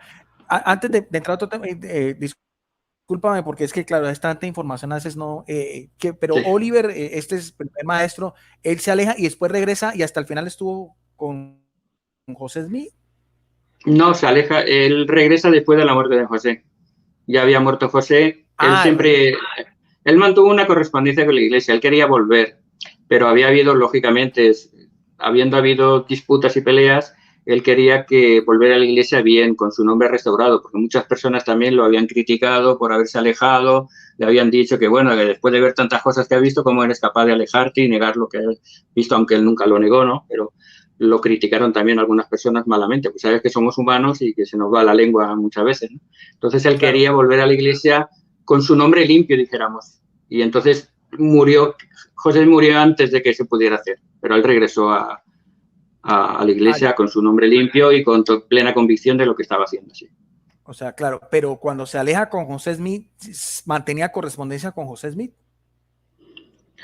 No sé si exactamente con José Smith o no, pero sí que después de enfadarse con él, que estuvo a lo mejor, esto fue en el 37, pues a lo mejor un par de años después, a lo mejor ya empezó a comunicarse con la iglesia y dijo que quería volver a la iglesia, pero hasta, dijéramos, el año 1845, creo así, o 46 es cuando regresa ya correctamente, dijéramos. Ya después de la muerte de José Smith. Ya después, claro, José murió en el 44, 1844. Claro. Y él, pero ya no ocupó el cargo, o sea, no, ya, claro, ya no. Su cargo ya, dijéramos, lo había perdido, lo había ocupado otro y lógicamente él vuelve como un miembro de a pie a la iglesia. Pero muere siendo mormón. Se muere siendo ya miembro de la iglesia y fiel miembro de la iglesia, pero uno más de todos, claro. El otro que me dices, ese sí nunca regresó, el que dices que murió. Ese nunca regresó. Ese era consejero de José Smith y se fue, era de Pittsburgh, creo, y se fue a su tierra y nunca más volvió. Bueno, ahora... Pero igual que todos los testigos que te dije antes, ninguno de ellos negó lo que había visto ni negó que lo que decían que el profeta José era un profeta caído, es lo que decían. No, era profeta pero cayó, se corrompió, por decirlo de alguna manera. Era lo que decían. O sea, nunca nadie negó que José fuera un profeta, solo cuando se enemistaron con él le dijeron que era un profeta caído, que era un profeta que se había corrompido. Sí. De hecho, creo interesante que por eso te invité, porque, o sea, hay dos variantes de la historia, porque yo tenía entendido de que muchos de esos testigos después se retrataron, pero creía que algunos de ellos habían dicho que no, que eso de las apariciones eran falsas. O sea, tú me estás diciendo que todos ellos dijeron sí son verdaderos, pero no como José ya como un profeta. O sea, no negaron nunca lo sobrenatural de esas apariciones. Eso Exacto. Es lo que te quiero entender. Eso nunca lo negaron. Exacto. Ya. Habían tres preguntas más o menos para ir redondeando, porque parece muy interesante esto que nos estás diciendo. Otra, para entrar en lo que tú me decías que tiene que ver con esto.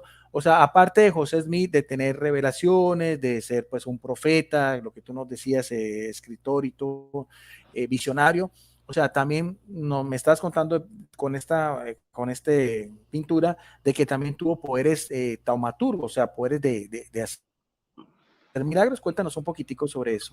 Bueno, pues algo tan sencillo como si recibes el sacerdocio y la autoridad de Dios, puedes hacer la obra de Dios. Y Cristo dijo que señales harían los que le siguieran, ¿no? Sanar enfermos y levantar muertos y curar toda dolencia, ¿no? Entonces, ellos con la autoridad del sacerdocio podían hacerlo. De hecho, cualquier miembro de la iglesia que tenga la autoridad del sacerdocio tiene esa autoridad. Yo he dado muchas bendiciones de salud y las personas se han curado. Y no es que sea yo más especial que nadie, sino que creo que tengo la fe necesaria para hacerlo y con la autoridad del sacerdocio puedo hacerlo. Nunca he levantado ningún muerto, por supuesto, pero sí que he sanado a algunas personas y cualquier miembro de la iglesia, cualquier persona, de hecho cualquier persona con fe puede hacerlo, ni siquiera necesitas el sacerdocio. Hasta las hermanas con una oración han sanado a enfermos, ¿no? Y yo creo que cualquier hermano, cualquier cristiano de cualquier denominación, si tiene fe suficiente puede realizar cualquier milagro. Pero en este caso, nosotros lo hacemos por la autoridad del sacerdocio y en este caso fue en Illinois, precisamente, cuando ellos se establecen era un pantano prácticamente y era una zona muy insalubre, nadie la quería. Allí se establecieron, crearon una ciudad, drenaron el pantano, hicieron una ciudad hermosa, una ciudad que cuando estaba en su plenitud era más grande que Chicago.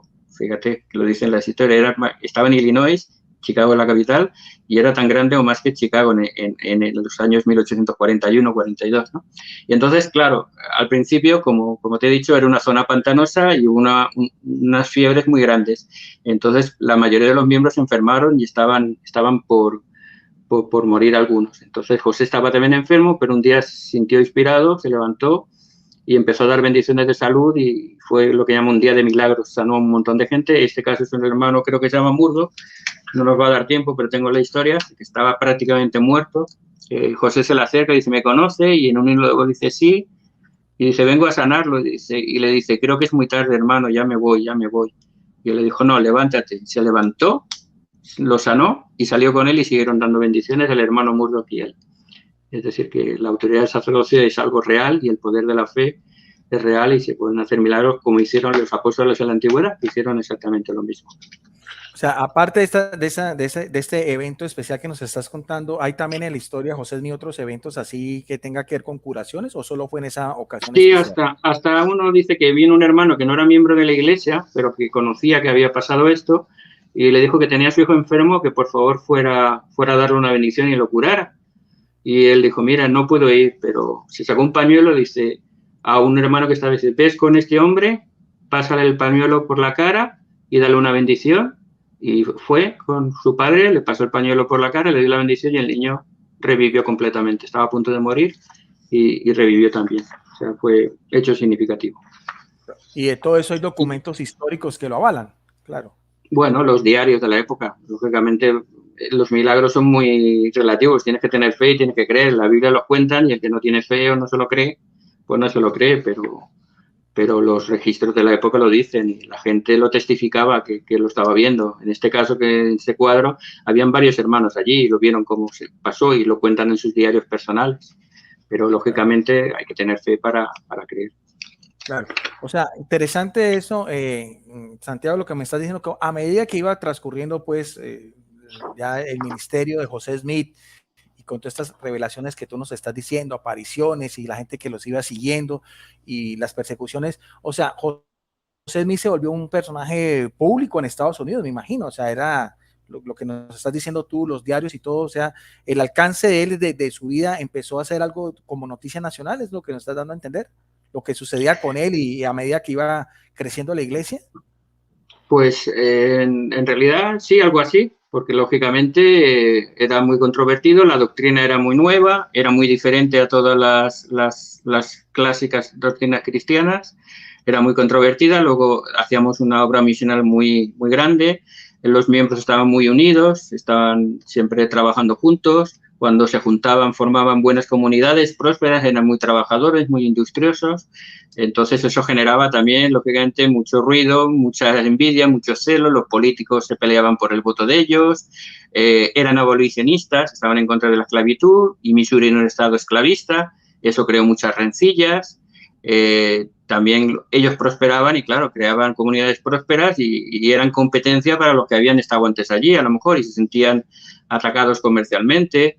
Y luego convertían a muchos, claro, en una iglesia a lo mejor de toda la vida llegaban los misioneros y convertían a la mitad de la congregación, pues el pastor no se quedaba muy contento, la verdad. Entonces solían atacar y insultar y maldecir. Entonces, sí, probablemente fue bastante conocido. Luego la muerte trágica que tuvo, asesinado cruelmente por una turba de casi 300 personas que los masacraron a él y a su hermano en la cárcel, cuando se había entregado voluntariamente y el gobernador le había prometido protección. Esa protección desapareció y vino la turba y los masacró, ¿no? Pues realmente la hizo ser famoso en ese sentido, lógicamente. Yo sí que quisiera, porque no nos queda mucho tiempo, me gustaría destacar una cosa, si me permites, que lo más importante que podemos comprobar que un profeta sea profeta es que las profecías que diga se cumplan o no se cumplan, tal como dice Deuteronomio, ¿no? Si un profeta hablara en nombre de Dios y no se cumpliere, no tengas cuidado de él. Entonces, muchas veces se ha cuestionado, y de hecho se le dice que si José Smith era un charlatán, que si era un embaucador, que si era un mentiroso, un visionario. Y bueno, por sus frutos los conoceréis, que dice la Escritura, ¿no? Entonces, él hizo bastantes profecías, no muchas, porque el profeta él no era un agorero ni era un echador de cartas, ¿no?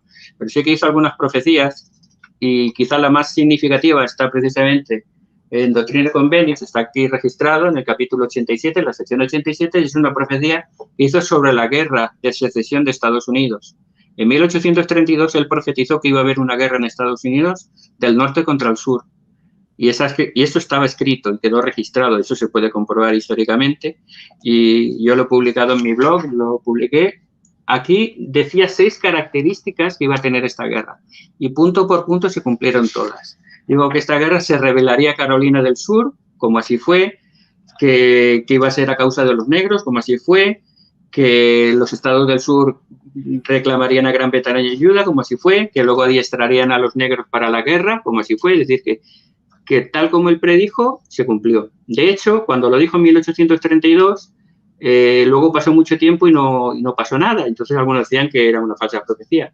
10 años después él lo reiteró, 1842 lo reiteró, también está escrito en este mismo libro, en la sección 130, y apenas no llegó a verlo él porque murió en el 44, pero unos 20 años después se cumplió todo punto por punto como él había dicho. Lo cual demuestra que lo que había recibido lo había recibido de Dios, no se lo había inventado él porque se cumplió punto por punto. Esa entre otras profecías. Él cuando fue a morir lo dijo, dice, voy como cordero al matadero. Lo habían arrestado más de 40 veces. Y esa vez, que todo el mundo pensaba que iba a ser una de las veces que lo habían arrestado y que luego al final lo soltaban porque no tenían nada contra él más que persecución religiosa, pues él dijo, no, esta vez voy como cordero al matadero. Y le dijo al hermano Marcan, le dijo, si usted me vuelve a ver vivo, yo no soy un profeta de Dios, porque esta es la última vez que me va a ver. Y así se cumplieron. Y eso, por eso digo que es importante que sepamos que él no hablaba por hablar. Él era imperfecto como todos nosotros, él cometió sus errores como humano, pero como él dice, las revelaciones que recibió eran de Dios y todo lo que recibió de Dios se cumplió. Y eso es un ejemplo. Y el libro de Mormón es una prueba, porque es un libro especial, que no lo escribió él, ni lo escribió nadie, es un libro histórico y un libro especial, y las revelaciones que él tuvo y las profecías que le hizo se cumplieron. Por lo tanto, como dice Deuteronomio, tuvo que ser un profeta verdadero. Bueno, ya para ir finalizando, porque está muy interesante de todo lo que nos estás diciendo, muchas cosas, pues yo creo que la mayoría no las sabíamos, cada quien juzgará, porque creo que no nos estás mintiendo, además tienes todas las pruebas y todo, y es tu parte de tu fe. ¿Por qué se le critica tanto a José Smith con lo de la poligamia? Explícanos, porque ese es de pronto de los temas más controversiales cuando tienen que se habla sobre la vida de José Smith. ¿Qué es lo que tiene que ver con la poligamia en la vida de él? Tengo entendido que él cada nueva esposa le decía, no sé, tú me dirás, a la primera, decía, no, es que Dios me dijo que podía tener otra esposa. O sea, ¿eso tuvo conflictos con su primera esposa? O sea, ¿qué es eso? ¿Cómo se manejó eso? O sea, ¿cuál es, desde el punto de vista de ustedes, cómo ven esa cuestión? Bueno, ese es el tema más controvertido, dijéramos, de la historia de la Iglesia. Es un tema complicado. Nosotros creemos el matrimonio entre hombre y mujer. Creemos que el matrimonio es solamente un hombre con solamente una mujer. El libro de Mormón lo enseña, que solo debemos estar casados un hombre y una mujer. Dios creó a Adán y creó a Eva, no creó otro matrimonio. El matrimonio que él hizo era entre hombre y mujer. Pero sí que sabemos que a través de la historia han habido excepciones en las cuales algunos patriarcas tuvieron más de una esposa. Tenemos el ejemplo de Abraham, tenemos el ejemplo de Isaac, de Jacob. El gran Israel tuvo 4 esposas y todos lo alabamos como el padre de la fe, ¿no? Entonces, David también, Salomón tuvieron diferentes esposas, Moisés también, por lo cual tenemos que retrotraernos a circunstancias especiales y excepciones a la regla. Lo normal es un matrimonio entre esposo y esposa y la excepción es el matrimonio plural o la poligamia. Lógicamente, ellos, como te he dicho antes, venían de un ambiente puritano. Para ellos resultaba extrañísimo que Dios les dijera en un momento determinado que tenían que vivir esta ley de nuevo como parte de la restauración y con un propósito concreto, que el libro de Mormón dice. El libro de Mormón enseña que solo debe casarse, pero que si el Señor lo autoriza para tener progenie, y solo con la autorización de Dios se puede vivir esa ley. Yo, de hecho, lo miré en la Enciclopedia Católica una vez, estudié el tema y miré la poligamia según la Enciclopedia Católica y explicaba prácticamente lo que estoy diciendo yo, que es algo extraño, que es algo puntual, pero que no está condenado en la Biblia. La Biblia no condena en absoluto la poligamia. Es algo, ya digo, excepcional, ya no lo practicamos, terminó la práctica en 1890, se terminó esa práctica desde entonces, pero históricamente durante 40 o 50 años algunos miembros, no todos, de la Iglesia practicaron el matrimonio plural.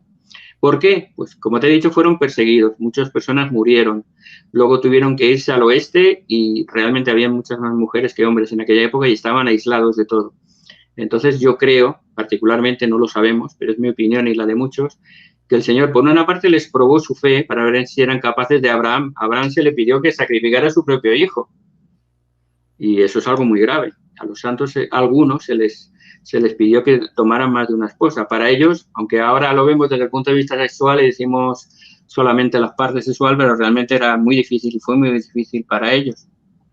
Pero lo hicieron y los resultados fueron en general buenos porque muchas esposas que no hubieran tenido ningún marido pudieron tener un esposo, pudieron tener descendencia y la Iglesia pudo crecer también por ese motivo. Se vivió durante un tiempo, luego se dejó de vivir. También tengo que matizar que se dice que José tuvo entre 20 y 40 esposas, pero no era lo mismo. Había 2 tipos de esposas, dijéramos. Esposas espirituales que se hacían como un sellamiento para la eternidad. Muchas de ellas incluso se les sellaron después de muerto, de esas 30 o 40, que no se sabe exactamente el número. La mitad quizás se les sellaron vicariamente, por decirlo de alguna manera, después de muerto, y otras realmente simplemente se sellaron, incluso algunas estaban casadas. Y sus esposos, era como unir familias, dijeras. Entonces, ese sellamiento, aunque realmente se hacía como una esposa, pero nunca tuvieron relaciones carnales, ¿no? Realmente las esposas carnales que él tuvo fueron 4 o 5, no se sabe exactamente tampoco, ¿no? Pero, ya te digo, tenía el propósito de generar, era como una prueba para ellos y se hizo por un tiempo determinado. O sea que tampoco, y no se hacía de forma como hay algunos grupos fundamentalistas que practican esto todavía, están condenados por la ley porque es ilegal, pero son iluminados que quieren hacer su eso y solo viven para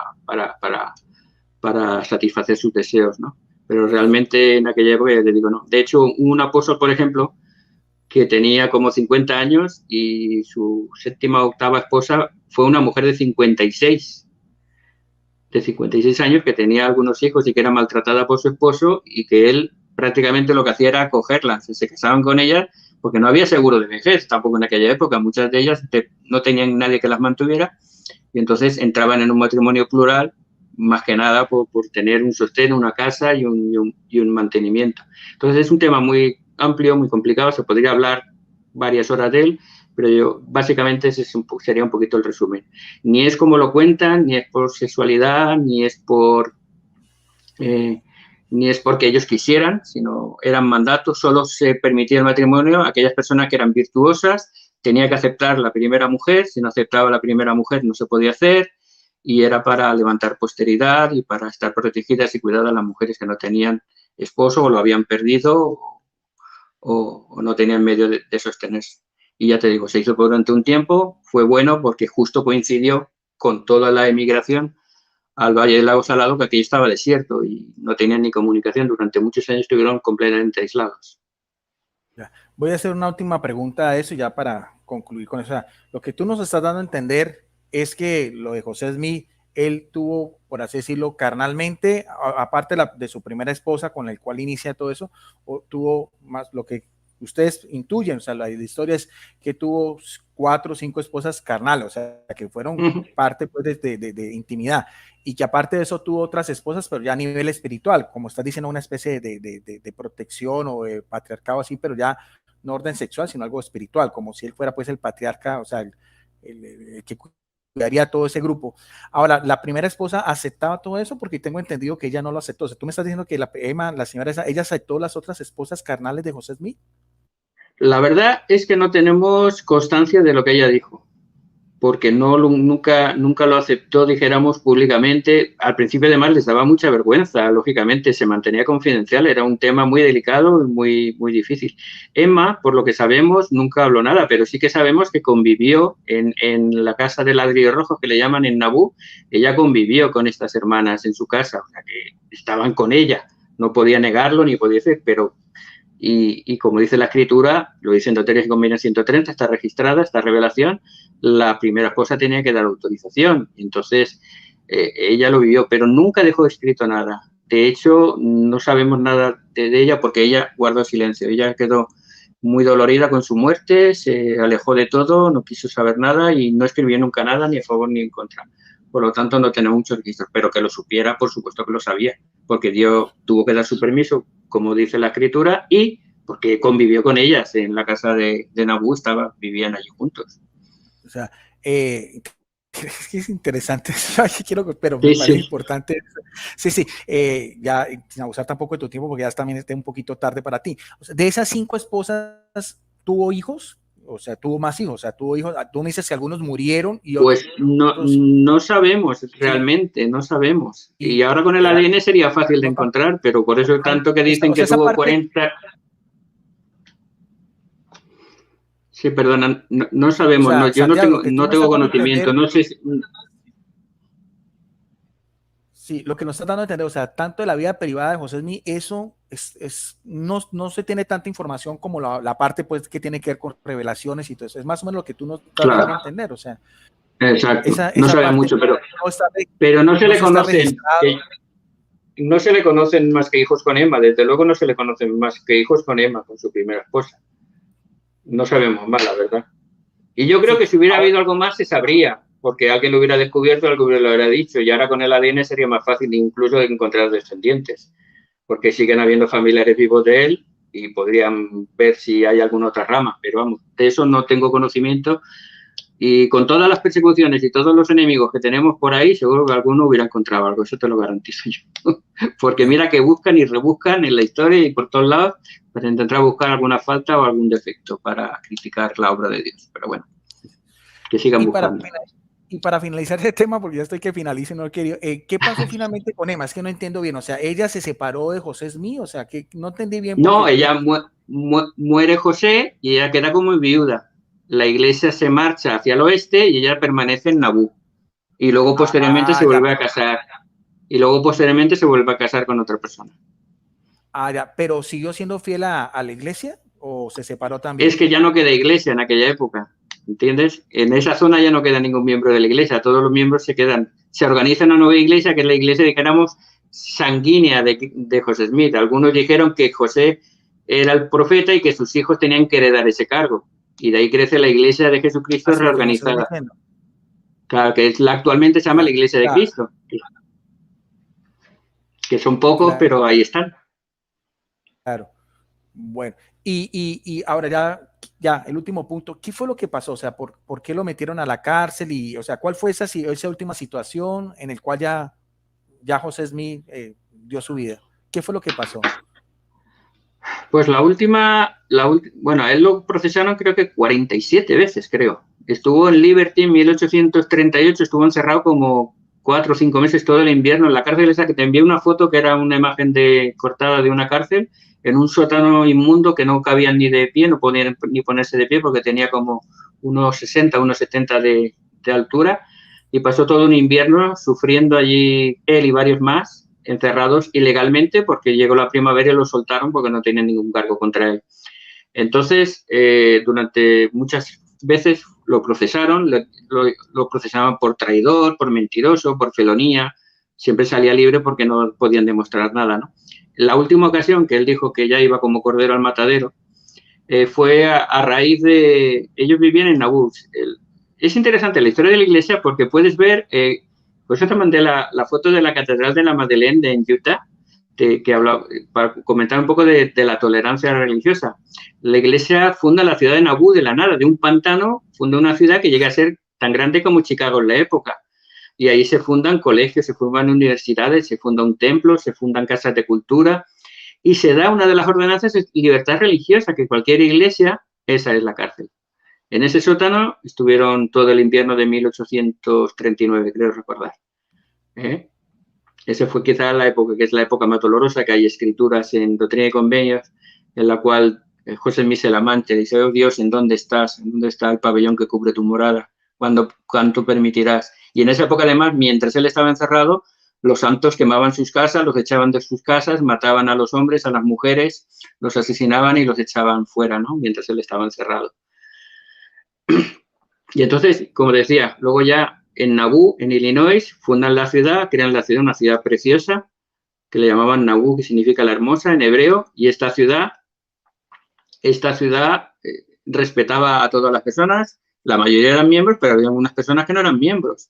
Había un consejo, ese es el templo de Kirtland, de 1837, y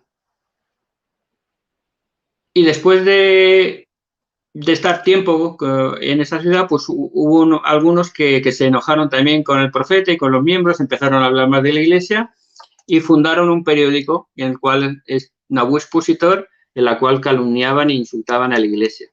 Entonces, el profeta, que era alcalde de la ciudad, se reunió con el consejo municipal y después de deliberar, tomaron la decisión judicial de la imprenta, destruirla y de quemar toda esa edición de calumnias y de mentiras que habían hecho contra la iglesia. Fue una decisión municipal, no fue un capricho.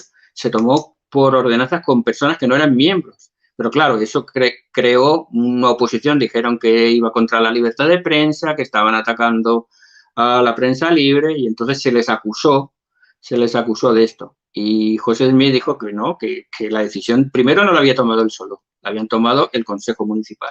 Lo habían hecho en base a las ordenanzas municipales, lo habían hecho conforme a la ley, lo había ejecutado un alguacil, no habían perjudicado a ninguna persona. Pero bueno, le acusaron de traición, le acusaron de tal, y le dijeron que se presentara en Carthage, que era un pueblo donde estaba la sede municipal o algo así, para ser juzgado por eso. Le dijeron que lo iban a proteger, le mandaron la milicia del Estado para protegerlo y él se entregó voluntariamente con algunos hermanos. Fueron hasta allí, se entregó, lo encerraron, estuvo como 2 o 3 días allí, le absolvieron de la imprenta, pero lo acusaron de traición y lo retuvieron encerrado. Entonces entraron y salieron medios hermanos y el último día, el 27 de junio de 1844, estando en la cárcel, el día anterior se retira la milicia y los dejan solo, con 2 alguaciles. Y llegan una muchedumbre, una turba de 250, 300 personas con la cara pintada y con mosquetes, asaltan la cárcel y los cosen a balazos. Hay 4 personas en ese momento en la cárcel, José Smith y su hermano Jairo mueren a balazos y un hermano que era médico, le dan 4 balazos pero sobrevivió y otro hermano no le dio ningún balazo, salió ileso completamente. Y ahí murió José, sellando su testimonio como los profetas de la antigüedad con su propia sangre. Cuando tú me dices hermano, ¿es un hermano de carne? ¿El que murió también? Sí, hermano carnal. Jairo era su hermano mayor, sí, su hermano carnal mayor, sí. O sea, él siempre lo acompañó y todo, o sea... Lo acompañó en todo, lo defendió en todo. Su hermano siempre estuvo con él, a su lado. Por eso dice una escritura que en la vida no fueron separados y en la muerte no fueron divididos. Bueno, entonces llega esta turba, me dices que habían 4 personas, lo matan a él, matan a su hermano y a un médico que estaba también ahí. El médico esta vez le dan 4 tiros, pero sobrevive, sí. Sí, sí. Y al otro ni le dieron ni un solo tiro. Pero los otros 2 también eran de la iglesia. Sí, eran apóstoles, eran 2 apóstoles que estaban con él. Creo que eran 2 apóstoles, si no recuerdo. Y los 2 que sobrevivieron son los que dan después testimonio de todo lo que pasó claro, ahí. El relato que está en Doctrina y Convenios, en la sección 135, está el relato de los 5 minutos en la cárcel, creo que se llama algo así, que está el relato de todo cómo pasó, lo pueden ver en la página de la iglesia, y es el que recibió los 4 tiros el que cuenta la historia, que era un apóstol, y cuenta la historia de todo lo que pasó, que estaba allí dentro, y recibió 4 tiros.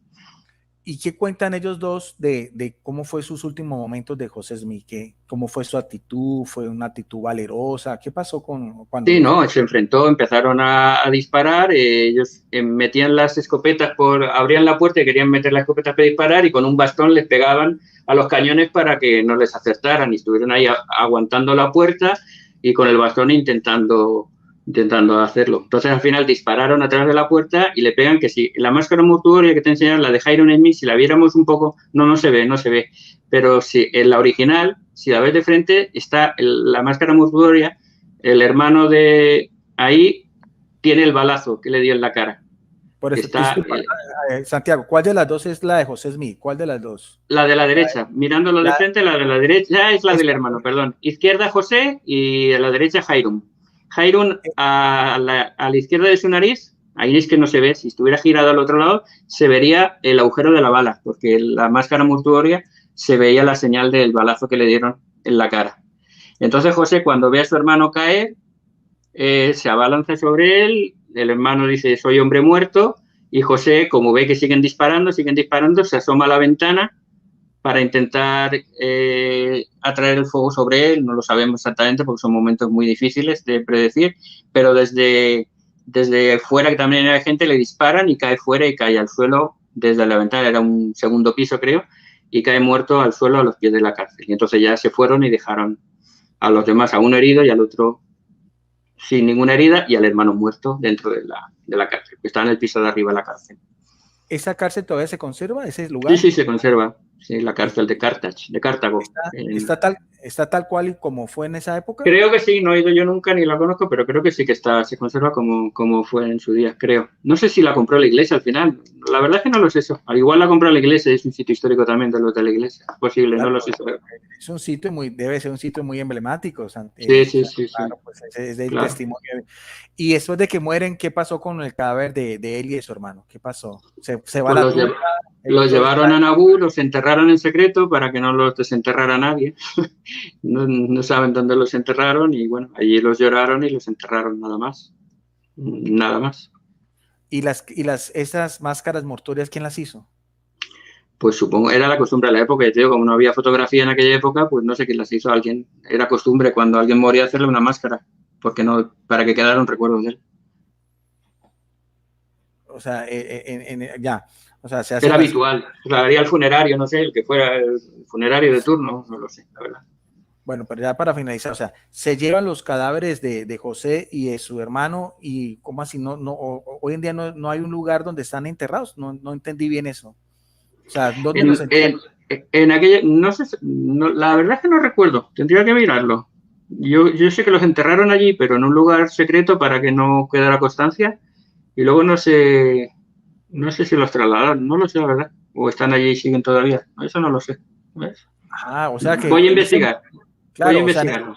Claro, que eso es importante, o sea, eso es lo que a veces o sea, en ese momento no se sabe. Sí, pero es que nosotros no idolatramos a las personas, no las idolatramos, entonces claro, pero, no vamos de peregrinación a las tumbas de los profetas. La verdad es que no sé si está allí o está en otro lado, pero bueno, Brigham Young está enterrado en el cementerio de Salt Lake y yo no sé de nadie que vaya a ver su tumba, la verdad, y otros profetas. Pues hay muchos cementerios bonitos en Salt Lake, yo estoy allí, he visto algunas tumbas de profetas, pero porque los conocía yo y me llevaron a ver a la tumba de una hermana mía, una hermana de la iglesia que era de Valencia, vivió allí, murió allí, y su hija sí que me llevó una vez a un cementerio que está en la colina, precioso, se ve todo el lago, el valle, desde arriba, y ahí había varias tumbas y había algún profeta allí, pero es un cementerio como otro cualquiera, no le damos mayor importancia.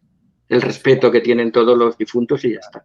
Bueno, sino muy respetable lo que sea, pero sino que me parece curioso, pues ese final, pensé que de pronto sus tumbas, no tanto como idolatrar, pero sí me imagino, si tú, tanto que haces referencia, por ejemplo, hoy en día, por ejemplo, en Jerusalén se visita la tumba de David o en el monte Hebrón la tumba de los patriarcas, pues pensé que de pronto el lugar donde fueron enterrados, pertenecía a la iglesia y que pronto había algún mausoleo o algo así especial, pero nos dices tú que esa información no es clara, o sea, no es clara el lugar. No lo sé, tengo que averiguarlo, lo miraré y si eso te lo digo, no te preocupes. Bueno, Santiago, interesantísimo lo que tú nos has contado. Me parece pues que cada quien sacará sus propias conclusiones, pero pues es algo que es interesante, Ana, como decíamos, a manera, así lo coloqué yo, como cultura religiosa, pues la gente está comentando, hay algunos a favor, otros en contra. No tengo en este momento para ponerme a mirar el chat y las preguntas, porque era un diálogo directo contigo. Yo te agradezco el tiempo que has tenido, la amabilidad de venir a este espacio, compartir tu fe, tu creencia, la vida de José Smith desde una perspectiva de alguien que pertenece a la iglesia como tal. Más adelante, Santiago, con tu espacio, vamos a ver si de pronto hacemos un especial. Me gustaría uno solamente, donde nos explicaras todo un poquitico más desde la parte teológica, lo del libro del Mormón y sus otros libros, lo de la Perla del Gran Valor y los tratados y convenios, y otro también pues nos explique desde el punto de vista doctrinal cómo ven ustedes esos puntos pues de todos los otros puntos doctrinales que son interesantes también. No sé si quieres dar ya un mensaje final y concluimos entonces esta transmisión. Pues nada, siempre decir que muchas gracias, Guido, ha sido un placer. Eres una persona muy, muy respetuosa, muy educada, muy erudita. Admiro yo toda tu erudición, ya quisiera saber yo la mitad que tú. Pero es un placer. Vi tu conferencia en Bucaramanga. Por cierto, tengo un yerno que es nacido en Bucaramanga. El que vive en Estados Unidos, el marido de mi hija, es de Bucaramanga, es paisano tuyo. Y tengo especial agradecimiento por eso, por tu educación, por poder estar aquí. Con tu permiso, luego también subir este vídeo a mi canal, claro, para compartirlo sí, con mis seguidores también. Y será un placer, pues, esto, es que tenemos que ver, hay cosas que nos separan, por supuesto, pero hay tantas cosas que nos unen, que ¿por qué tenemos que estar discutiendo en vez de estar todos juntos? José Smith lo decía, dice, mientras los hombres se pelean mezquinamente, Dios ama a todos sus hijos, incluso a los malos. ¿Por qué tenemos que nosotros, que queremos ser como nuestro Padre Celestial, hacer lo contrario que hace Él? Tenemos que buscar las cosas que nos unen. Y bueno, podemos hablar y compartir las que no coinciden, pero desde el respeto y el cariño.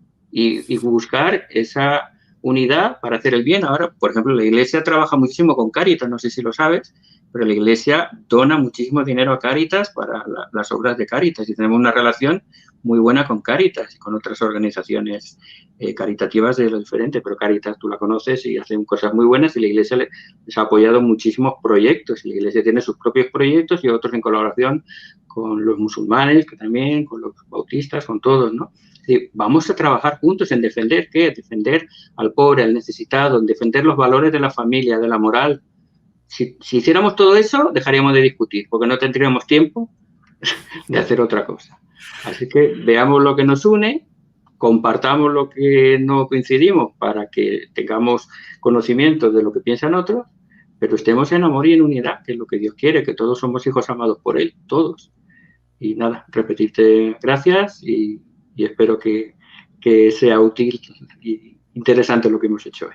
Sí, pues para mí sí, a mí me parece, alguien dice, bueno, es que a mí me gusta todo eso, a mí me encanta todo eso y Santiago, yo desde que he venido en estas redes sociales desde hace 3, 4 años, algunas en forma de debate, que para mí más que debate es un compartir doctrinas, si tú has visto, no me gusta atacar a la persona, pero también abro estos espacios contigo, con otras personas, porque creo que es el que Dios actúa en la otra persona. ¿Quiénes somos nosotros para mirar si está bien o está mal? Simplemente tener tolerancia, respeto, educación, es lo que ya es la obra de Dios, cada uno verá. Por eso que me parece importante este espacio, tienes el permiso, claro que sí, para cualquier persona que lo quiera compartir, y más adelante entonces, Santiago, con tu tiempo, me gustaría que siguiéramos hablando otro especial solo sobre el libro del Mormón y todo lo que tú nos decías desde la arqueología, de la forma lingüística, todas esas cuestiones, y otro también desde un punto de vista doctrinal, también solamente para que nos explicaras todo eso. No siendo más, gracias a ti, Santiago, te extiendo un afectuoso saludo a ti, a tu familia, a toda la Iglesia de los Santos de los Últimos Días, aquí desde Palmira, Valle del Cauca, Colombia, a todas las personas que estuvieron aquí conectadas. Gracias por estar acá. Estos espacios son solamente eso, de cultura y de mirar a ver la obra de Dios en la otra persona. Bendiciones para todos. Bendiciones. Gracias. Que Dios te bendiga. Amén.